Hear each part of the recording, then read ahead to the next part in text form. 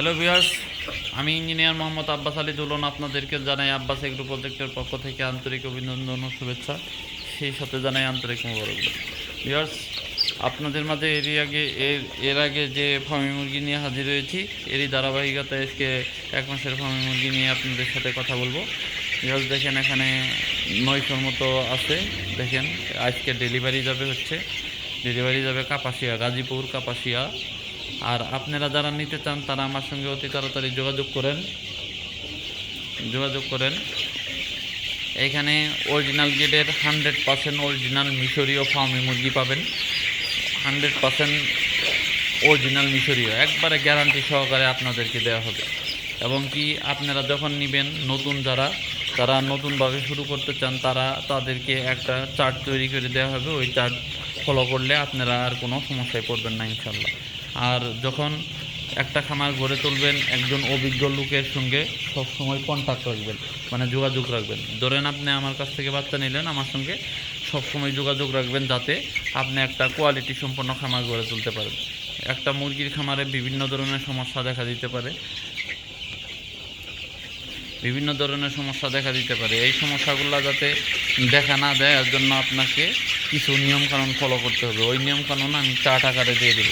তারপরে যে ব্যাপারটা হচ্ছে সেটা হলো যে আপনারা যখন নেবেন তখন অবশ্যই আমার সঙ্গে যোগাযোগ রাখবেন সব সময়, যাতে মুরগির যে কোনো ধরনের প্রবলেম ফেস করার সাথে সাথে প্রপার ট্রিটমেন্ট দিতে পারেন। এই প্রপার ট্রিটমেন্ট সময় মতো দিতে পারলে আপনাকে খামার নিয়ে কোনো টেনশন করতে হবে না। শুধু সকাল বিকাল 2 বেলা খাবার দিলেই হয়ে যাবে। সো ভিউয়ার্স, আপনারা যদি চান আমার সঙ্গে যোগাযোগ করার ঠিকানা ঢাকা সাভার আশুলিয়া নন্দন পার্ক, অথবা গাজীপুর কালিয়াকুর চান্দরা পল্লী বিদ্যুৎ। সো ভিউয়ার্স, আপনারা চাইলে আমার সঙ্গে যোগাযোগ করে এই মুরগিগুলা নিতে পারবেন। কারণ আপনি যখন একটা খামার তৈরি করবেন, প্রথম যে শর্তটা হচ্ছে, আপনার থিংটা হচ্ছে সেটা হচ্ছে যে অবশ্যই আপনাকে কোয়ালিটি সম্পন্ন এবং 100% অরিজিনাল মিশরীয় ফার্মি মুরগি দিয়ে খামারটা শুরু করতে হবে। আর আপনি যদি প্রথম বাচ্চা সিলেকশনেই ভুল করেন, তাহলে কিন্তু আপনার খামার সুন্দর হবে বলে মনে হয় না।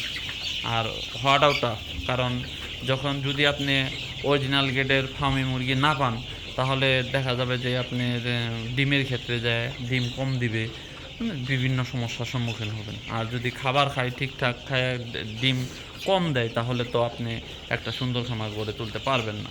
সো আপনারা চাইলে আমার সঙ্গে যোগাযোগ করেন, আমি আপনাদেরকে সকল প্রকার একটা খামার গড়ে তোলার জন্য সকল প্রকার সহযোগিতা করবো ইনশাল্লাহ। সো আজকে এ পর্যন্তই। সবাই ভালো থাকবেন, সুস্থ থাকবেন, এই প্রত্যাশায় আমি বিদায় নিচ্ছি। আসসালামু আলাইকুম।